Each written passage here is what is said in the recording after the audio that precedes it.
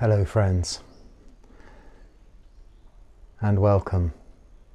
Thank you for joining me here deep in the Thai Forest jungle.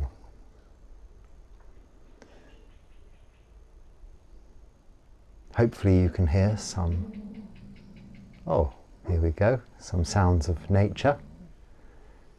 Now you're hearing Bang Bang and Bong Bong, the two dogs. They disappeared for a couple of days. They've returned and are now underneath my shed here, this kuti where I live. I have some questions to address. I don't say answer, I'm going to talk about them. I don't know the answers to everything. I just practice what the Buddha teaches and follow his guidance, and subsequently teachers of mine that are alive today in that lineage. And from this experience I share with you my views, my opinions on your comments you kindly send in. And if I can answer questions, I will. I'll try. But I'm no expert, it's just my point of view. So thank you for your comments, thank you for your questions, thank you for subscribing, and thank you for being here. Thank you for giving me someone to talk to, because I haven't spoken to anyone really properly for 6 months. So this is good, occasionally, to spend 40 minutes or so chatting, sort of to myself, but not so, because when I receive your comments, it's very encouraging.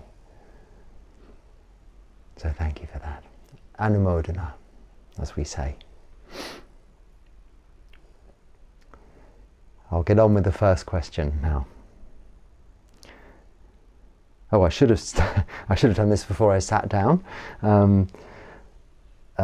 Subscriber says, my deepest gratitude, Bhante. When I try to meditate, after a while my leg is sleeping and it is discomfort. What should I do? It makes me give up on meditation. Please advise. Please advise. Thank you. I'm reading these literally as they're typed, and good question. So thank you for that. And but if sometimes they sound a bit strange in the way they're worded, do remember people are not speaking their own language very often when they type in these questions. So they're doing a very good job of asking a difficult question in a foreign language. Yeah, your leg goes to sleep. Well, it's just posture. Your posture is incorrect. Now, if you go back about 6 months, there's a video when I was still living in the coconut grove in India on the west coast where I demonstrate how to sit in meditation. It's called How to Sit for Meditation. What's it called? I wrote it down. How to Sit for Meditation. So if you search that in this channel, I think it should come up 6 months ago with specific instructions, and then more recently 2 videos, part 1 and part 2, how to sit long meditations. So how to sit for a long time. Now, as you see, I sat down just now, and I'll be talking for hopefully not much more than 40 minutes, but I could talk forever sitting like this, and nothing will go to sleep. Now, why is that? Because I have sat in a posture whereby nothing is pressing against anything else. As in pressing. There's contact, but no pressure. So if you sit in your conventional, I call it school pupil cross-legged position, you kind of twist, entangle the lower part of your legs, your calves. Is it calves? Yes, the bits behind your shin. And you cut off the blood supply, which creates a numbness eventually, a leg going to sleep. Or even if you sit in the lotus position, If you lean this way, that way, one way or another, you will cut off the blood supply in the back of your thighs, or even in your bottom if the pressure's high enough, to again give you this sleeping numbness leg feeling. So spend time as part of your meditation. People spend a lot of time body scanning in a way of meditating, going from the top of the head right down to the tip of the toes, bringing their awareness to all the parts of the body. Well, this is very useful too. But before you can even do that, get your posture absolutely right for you. Not the textbooks, not the scriptures, not the teacher's idea, your comfort. You have to enjoy this meditation. So to do that, when you first sit, just relax. If you can sit cross-legged, then great. Now when I'm sitting cross-legged, my right foot, this knee is touching the ground, you see. Now you can't do that straight away. You have to have been sitting like this for some time. That took me, at the age of 40, about probably a year to be able to sit cross-legged with my both knees touching the ground. Ideally you want to aim for this. 2 knees and your bottom, like a triangle, touching the ground. But I put my right foot on my left thigh. This is how the Buddha described to sit, so this is why we do this. But there are some other, I have my own personal theories behind why that's the correct way round. I won't go into that now, but nevertheless, so normally you can't see this because it's under my robes, and so my left foot is underneath my right leg, but between the calf and the thigh, so nothing's crossing my ankle. My ankles aren't crossing. There's a gap actually between my ankles. Yes, because this is often a point where you can cut off a blood supply. But regardless of this specific technique and understanding of the actual posture, the aim is to have your back upright so that your ears are in line with your shoulders are in line with your elbows are in line with your hips, down to the base of your bottom to the floor, and 2 knees on the floor. If your knees are up, that's fine, but not if it's because your legs are all crossed in a knot at the front. Have your right calf in front of your left calf, or in front of your left shin, without the 2 legs even in contact, just on the floor, like this. So right leg there, left leg there, like this. That's the Burmese position. If your knees are up like that, that's okay. That's because your hips, your pelvis and hips need to just relax, as they will over time. 3 months, 6 months, a year. If it takes longer, it doesn't matter. Eventually your knees will drop to the floor. Don't push them. Never push, never force, never strain yourself. This isn't a tapas practice, which is the trying to burn away your defilements through pain and suffering. No. It's about enjoyment and being comfortable. So just sit how you're comfortable, but just try and keep your spine straight, which also means your chin is tucked in a little, as opposed to like that. Now the reason you're doing this is because if your spine is straight down to your coccyx, this is the base of your spine that's in contact with the floor, nearly where your bottom's in contact with the floor, then your posture is even. So your weight is distributed evenly where it's contacting the floor. Now bring your awareness and your attention to this and find where there's any areas of pressure and adjust them. And if you spend a whole meditation or the next 3 or 4 meditations just doing this, 2 things are very good about this. Firstly, you're bringing awareness into the body. And this is the most important thing. This is why people practice body scanning. But because it becomes a rote, a routine, a procedure, they can often still have their minds wandering off in other directions and go head, ears, eyes, nose, mouth, neck, blah, blah, blah, blah, blah, blah. If you're really analysing for these first few times in your meditation what your body is feeling like, what it is doing, and what you are doing to it, you'll get a better sense of how to arrange your posture, arrange your body. I say arrange because you've got all these bits and you are literally arranging them in a way to be comfortable, like you would arrange the stems in a vase of flowers to make it look balanced and pretty, attractive to the eye. You wouldn't have one at this angle and one at that angle and all crossing each other. You'd make them all nice. This is the same with your body, with its limbs and its, even down to the fingers and the toes. See how they're all lined up, symmetrically, erect, horizontal, vertical. You may have a body that's a little rounded, crouching, naturally. That's okay. Settle like this. The objective is to be able to sit for some time without moving.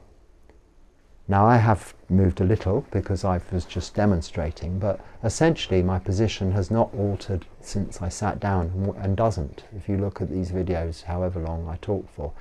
And it's very unusual if anything, blood supply gets cut off, because I've spent a lot of time in this position primarily, but initially I had to spend a lot of time finding how to be comfortable in what was a very different and alien and a strange position for me as a Westerner to sit in, because we have chairs, and I've spent all of my life either in a car seat or a office seat, all of which are very comfortable and ergonomically designed.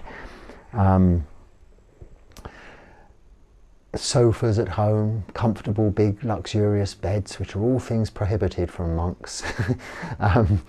And then this latter part of my life on a hard concrete floor, or this wooden floor, and nothing more than this mat, thin mat, which is just serves no purpose other than to hopefully keep some of the termites and ants off my body during my sleep. It doesn't really work very well. Sometimes I wake up covered in ants. It's not very nice, but you'll get used to it. Well, I get used to it. But this is the answer. So thank you for your question. Watch those videos where I go into it a little bit with a bit more demonstration. I think there's more than that. They were just the quick ones I checked on. But forgive me, I didn't watch them. So I'm sure I'd say what I'm saying now. And at the beginning of each meditation, guided meditation, I usually just give a quick summary as to how to, just as a warm-up really, to how to establish your position comfortably. So if this seems repetitive, I apologize, but it's very important, because this is our practice. This is a third of our practice, samadhi, sila, samadhi, panya. So if we're not practicing samadhi, we're only doing 2/3 of the practice. We're also missing out the best bit, because frankly, it is. This is the whole point, to develop this exquisite joy and bliss that can be derived from meditation, and is derived from meditation by many. And this is why it is so popular. Of course, actually, it's so popular because instantaneously one can derive calm, relaxation, and some kind of stress relief from a busy day. But this isn't the ultimate intention. That sounds like a motorbike, but it's probably some boat thing come right into the shore. This isn't really the goal, the intention. The intention is to establish yourself in the first jhana, second, third and fourth jhana, or even prior to that, these stages of samadhi, which at first are blissful, full of joy and pleasure, physical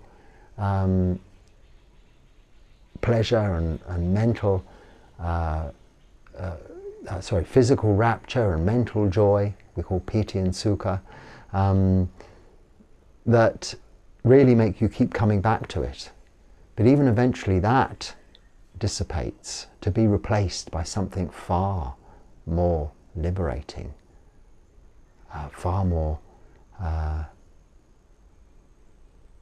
beneficial, replenishing, and advantageous to developing these wholesome mind states and qualities that then last throughout your days. It's not just about when we're sitting. But yes, make this comfortable. If things are going to sleep, then the feeling will come back. You can, just don't get up quickly when you've finished meditating. But I can understand if this is happening during your meditation, all of your attention will be going to that leg that's gone to sleep, and you'll want to move it and you can't because it's gone numb, and this will spoil the enjoyment of the sitting. So if necessary, just move slightly and treat that as a lesson in that meditation period. Make sure you notice what you had to move, where you moved it to, and how, rather than just keep moving and wriggling around. Really think about it and make it as part of your initial meditation to get this posture correct. So important. So I might have gone on quite a long time, but there's no hurry. I have a few questions, and I didn't pay any attention again to the time when I started, but I'll look now. It was still light, it's still light. I need to try and keep these videos certainly below, really around 40 minutes. Let me know if that's too long or too short. I think it's about the right time. And actually, naturally, I never time these. They are all on average 40 minutes. But sometimes, like in the last one, I go up to nearly an hour. And that's a little bit too long. It's not that I haven't got the time, and you don't have to watch it all in one go. You can come back to it, I suppose. But uploading it's very difficult if it's over 40, 50 minutes. So that's the problem.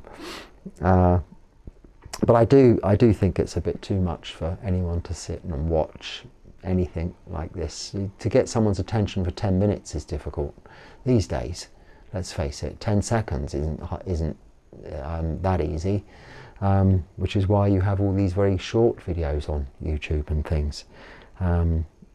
And all the other things people do, I've seen them on the bus in India. They're going dig, dig, dig, dig, dig like this, film after film after film, and I'm thinking they're very short movies. Dig, dig, dig, dig, dig, and like, and I'm thinking, how can you like that? You've not seen it yet, but it's dig, dig, dig, dig, dig. So, yeah, I appreciate 40 minutes. You stick with that. That's a wonderful thing.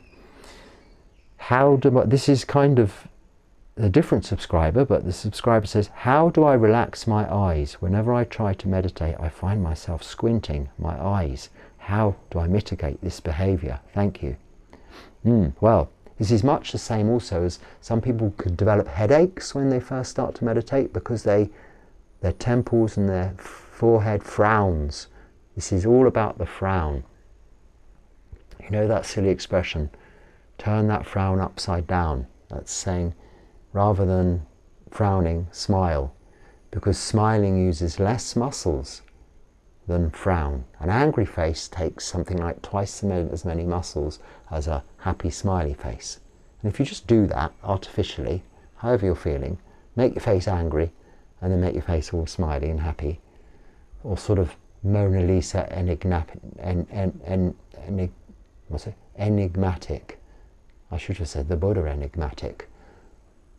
But I think it's wrong to say that a little, although he does get portrayed with this enigmatic smile, meaning neutral in a way, not unhappy and almost smiling, but neutral, as in this weird Mona Lisa kind of, what's going on there?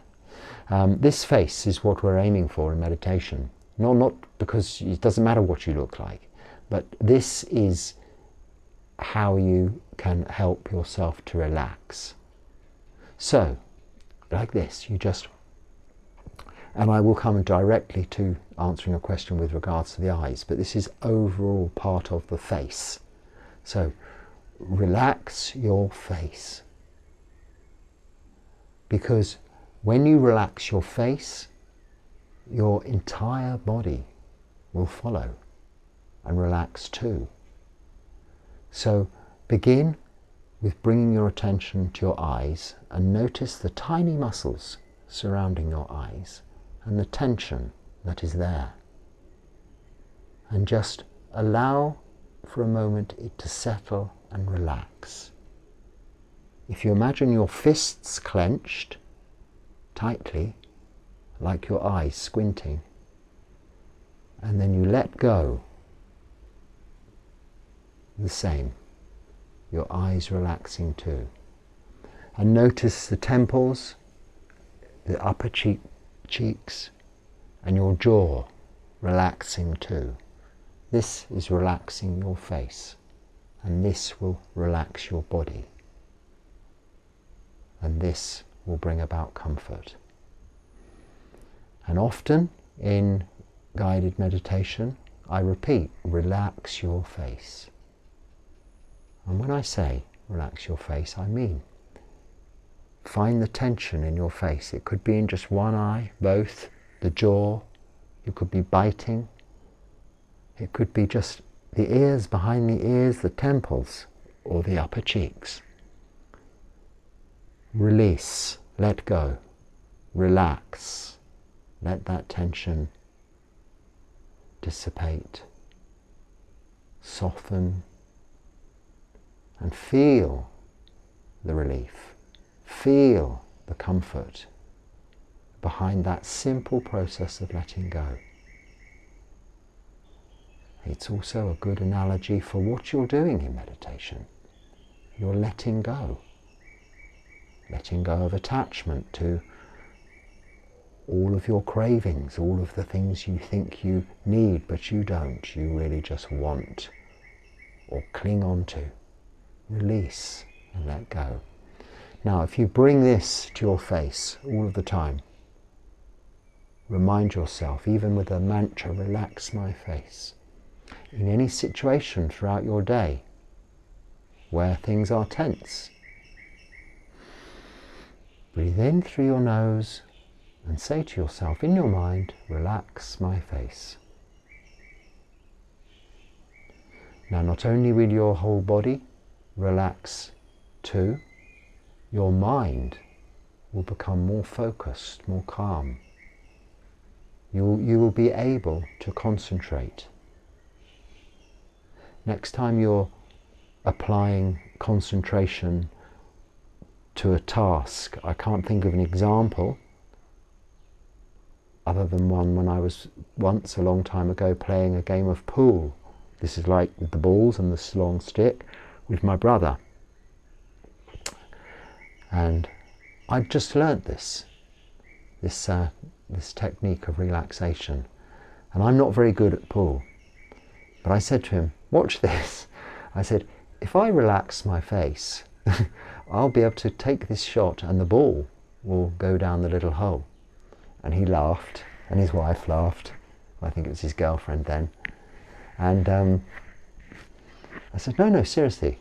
So I stood and I spent some time breathing. I said, relax my face, relax my face. And I relaxed my face, and lo and behold, sure enough, I'd released that tension not only in my face, but in my body. And the cue hit the little white ball, which hit the yellow ball, which went down the hole very smoothly through that simple action of relaxing my face. Now, with your eyes specifically, it's like tension in your temples or your forehead, which creates a headache. With this squinting, firstly, your eyes should be closed, so there's nothing to no reason to squint in order to focus. So you are probably squinting to keep your eyes closed because they're wanting to open and see what's going on. Now, that's okay. Just allow them, again, like with the sitting posture, spend some time doing this to see where they're comfortable. Now, if you look at the statues of the Buddha Rupa, I'm sorry, I can't move the camera, there's one right above me, you'll see his eyes are not actually completely closed physically.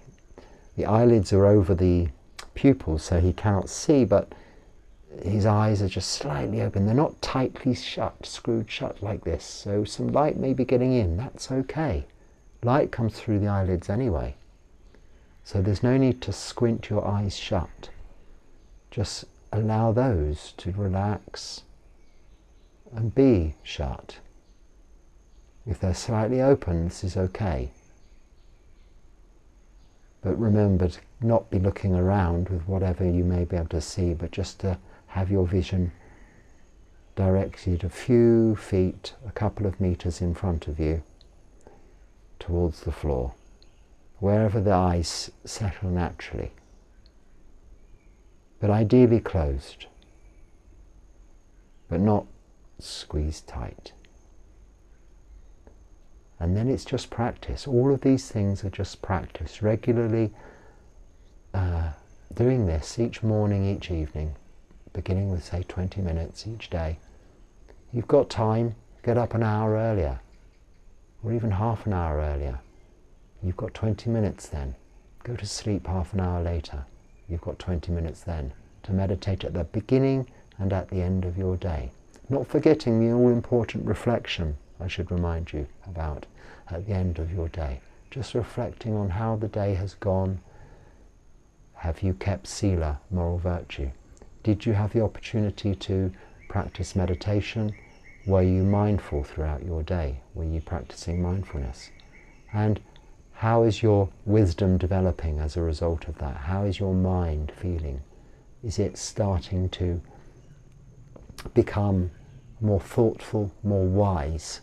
When I say thoughtful, not thinking, not analysing, but considerate to your environment around you, considerate to the people around you, with kindness and with compassion and with joy for others, and also developing this stability, this equanimity to events that are occurring around you, a stoicism, an ability to not be so reactive, but to just react when necessary.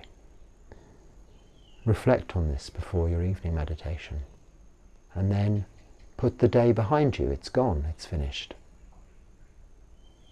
And tomorrow is just imagination. Forget that for now. You have a night of blissful sleep ahead of you. So just sit for this next 20 minutes in your meditation. I'm talking myself into wanting to just meditate right now, but I have a couple more questions, so I better get on with those. And enjoy the meditation right in this minute, this moment that you have. Have a little timer, not some loud beep, beep, beep, beep, beep disturbing thing, a subtle buzz or vibrate only, or a chime, whatever you can find that's suitable, so you don't perhaps eat too much into your night, or in the morning be late for going to work. But that's enough for the time being, and you'll just develop this feeling of enjoyment from it so much you'll need to sleep less and meditate more. So you'll increase your meditation time until such a time that you'll start to be wanting to meditate in the day. This will happen, but it takes this little bit of effort in the first place to bring yourself to do it. But it's just that, just do it. And when I say do it, you're not doing anything, you're just sitting and doing no thing, nothing. It's that simple. I'll get on with the next question. I'm no further forward with working out how long I've been talking, but that doesn't matter.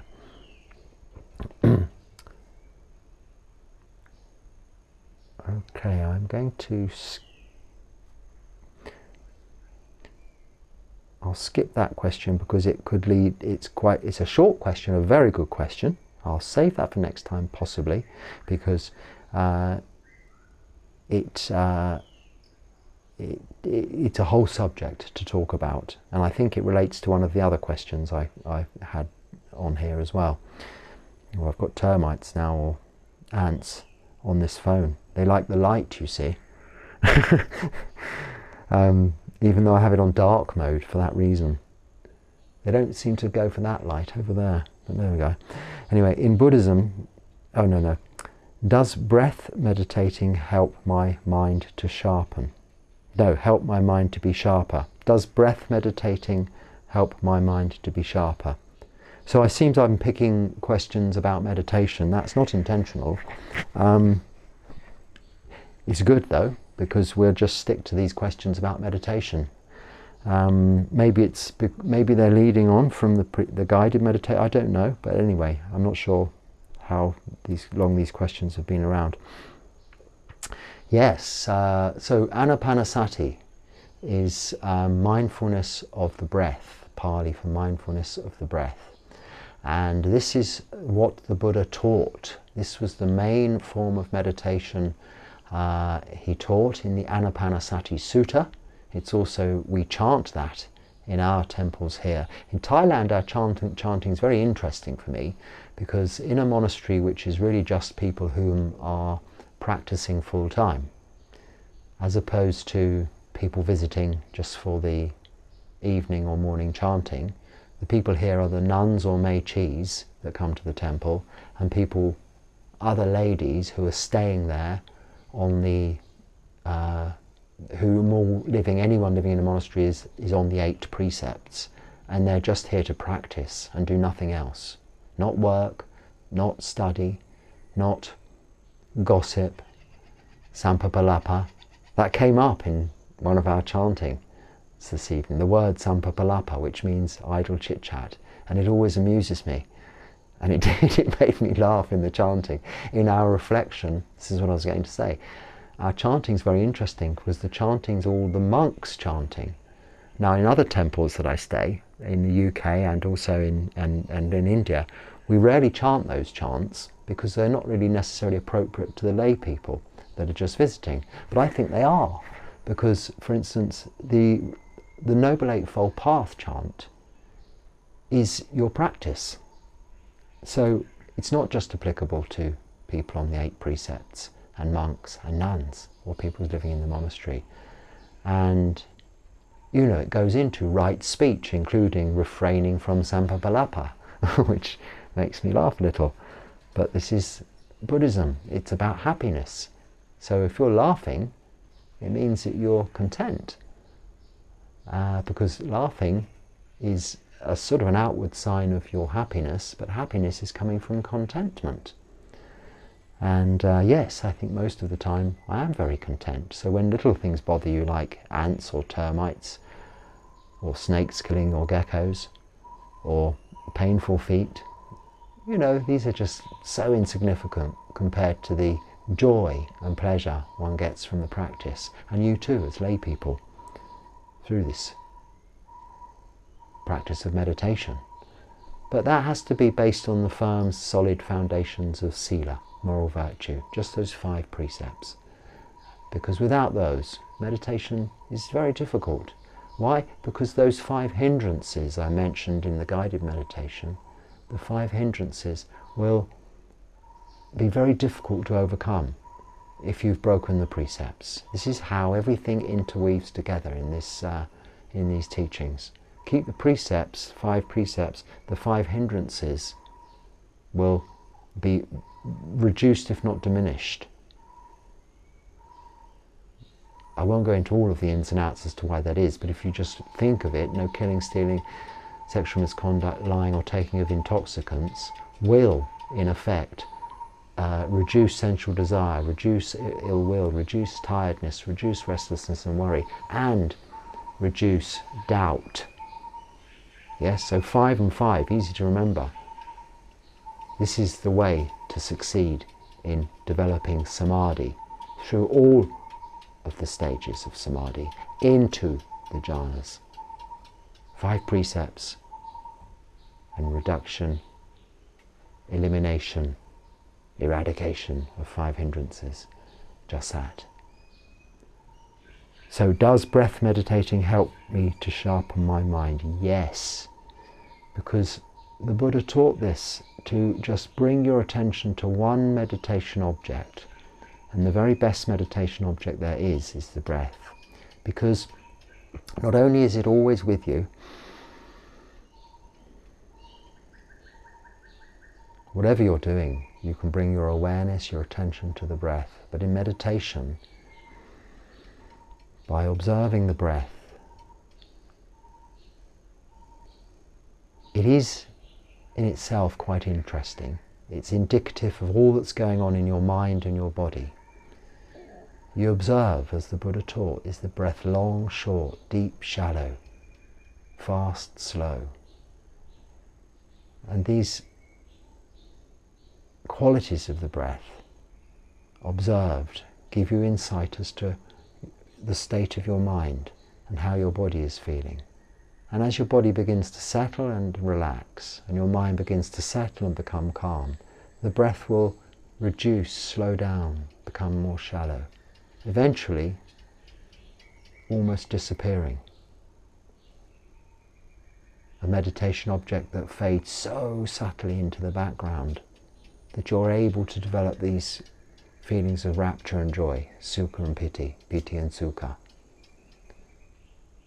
almost in its place. And then really, really enjoy your practice, your meditation. But the process of learning how to bring your awareness, focus, attention onto one single meditation object, whether it's the breath or something else, is developing your ability to, as you put it, sharpen your mind,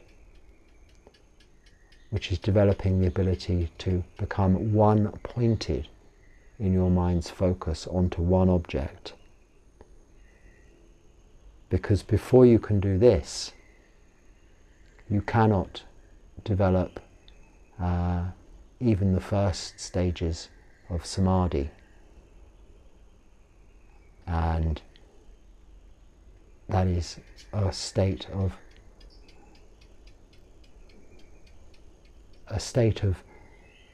unfluctuating focus on one meditation object, and therefore a reduction in those hindrances and the thinking mind, its process of thinking one thought onto the next, onto the next. So yes, this is the purpose, to make the mind sharper. When we've finished our meditation, as I mentioned in a previous talk, you've developed this heightened sense of awareness through this meditation practice, because your mind has become sharper. You're sharpening all of your senses, not to become more sensual and not to develop a way of being able to think more, but no, to see clearly everything as it truly is. And this is where the word vipassana comes from. Vipassana means seeing clearly. So samadhi helps develop vipassana. And likewise too, vipassana, throughout your day, being able to see clearly, and then see where you're not acting or practicing using mindfulness in your day-to-day activities, and where you are, helps you develop the ability to settle more easily, bring your awareness to one meditation object, and develop samadhi. So yes, certainly the best way to make your mind sharper is to watch the breath. The next question is very good too, but maybe too long. My answer would be too long. The question's just right.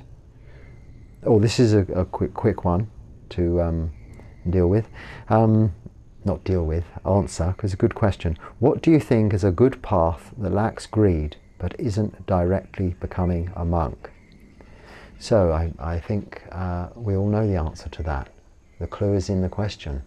What's a good path? Well, there's only one, the Noble Eightfold Path, yes? It's not a literal path we're walking along going anywhere, because there's no need to go anywhere. You don't have to come to Thailand or go to India, the Buddhist holy sites. If you can do that, it's a wonderful experience. But just right there at home, wherever you are now, and throughout your daily activities, you can follow this Noble Eightfold Path without becoming a monk. And you can still, as a result of that, attain to enlightenment. The Noble Eightfold Path is very, very simple. we divide it into three categories of sila, samadhi, panya, which is moral virtue, meditation, and wisdom. And it's right view, right intention, right speech, right action, right livelihood, right effort, right mindfulness, and right concentration. So the first right view is wisdom. So the last of those three categories, panya. And the next, intention, speech, action, livelihood, the next four are moral virtue, sila. Then right effort, right mindfulness, and right concentration. Effort can be a little bit towards sila, moral virtue, and also a little bit towards samadhi, meditation. Those last three are about meditation. So 3 about meditation, 4 about sila, and 1 about wisdom.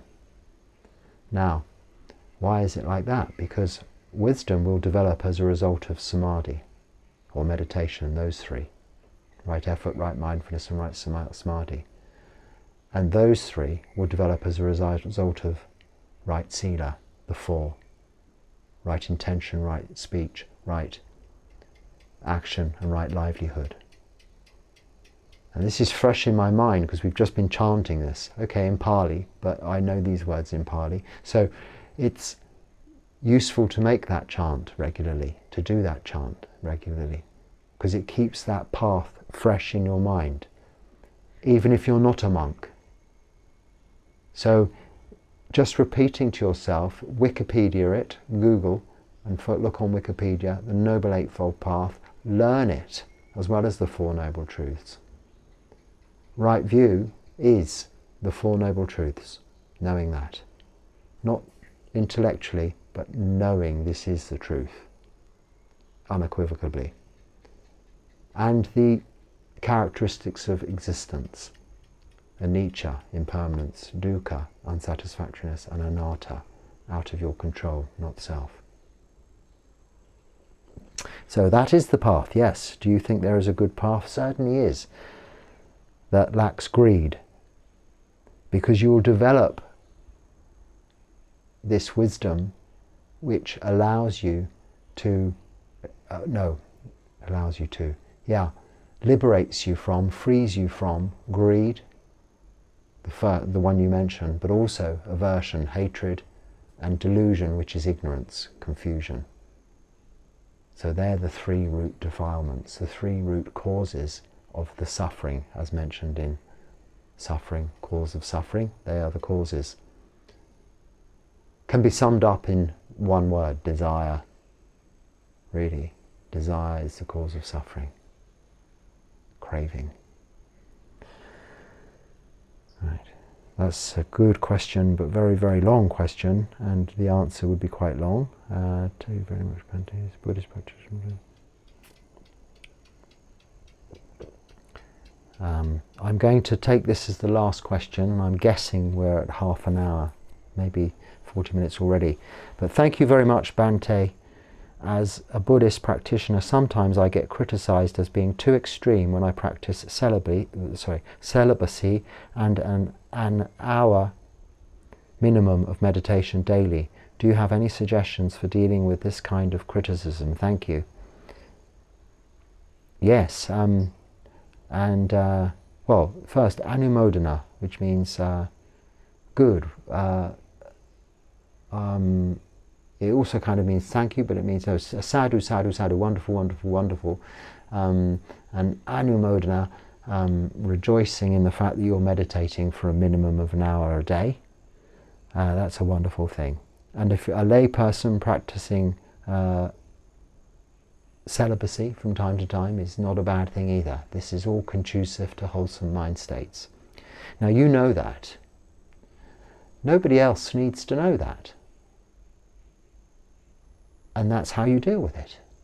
If you go around saying to people whom aren't familiar with the teachings, or with the Noble Eightfold Path, as I've just been talking about, and Sila Samadhi Panya, which is the Noble Eightfold Path, If you go to your local bar and say, hey, I'm going home now to meditate for an hour and I'm going to be celibate this weekend. Yes, people will, what do you say?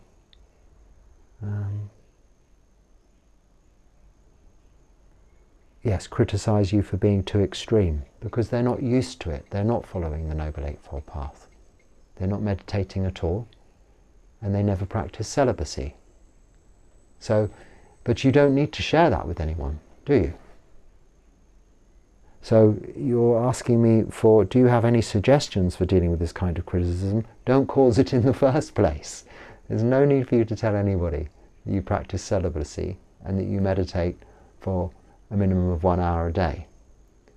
You don't do any of these things in public. It's not something that, if you're in a relationship with somebody, then unless they are supportive and in agreement and fully understand that you wish to practice celibacy, then it's not necessarily part of the path.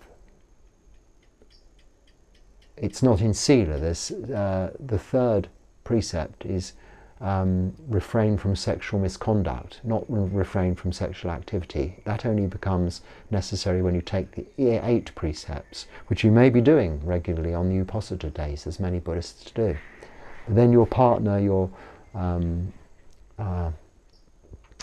whoever you're in a relationship will understand that. But if they don't, then you need to weigh up the consideration. You need to be kind to them also. Why you can't force any of your own practices upon them, and it isn't necessary to do so for the practice. But as far as meditation is concerned, well, if you get up in the middle of dinner and say, now I'm going to go and meditate for an hour. I used to know someone who did that. He'd be having a conversation and he'd look at his clock, right, that's it, I'm off to meditate now for an hour. And I used to think, at that time I wasn't really a meditator, and I used to think, well, that's a bit rude really. And you know, a person who doesn't meditate is entitled to that opinion, and you might be criticized for it. So meditate when you can, and your practices then will not be considered extreme, and they are far from extreme. They're good, wholesome ways to follow the Noble Eightfold Path.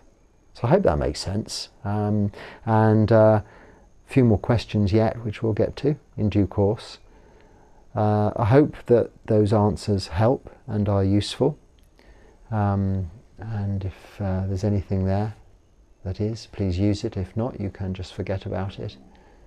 And if you feel so inclined, please share any of these videos or snippets of information with other people, and keep the questions coming in, because it's good to get a sense of where you're at with your practice. It helps me to know that, and also give appropriate talks and guidance where I can, advice where I can, in relation to your practice, and help you on this path.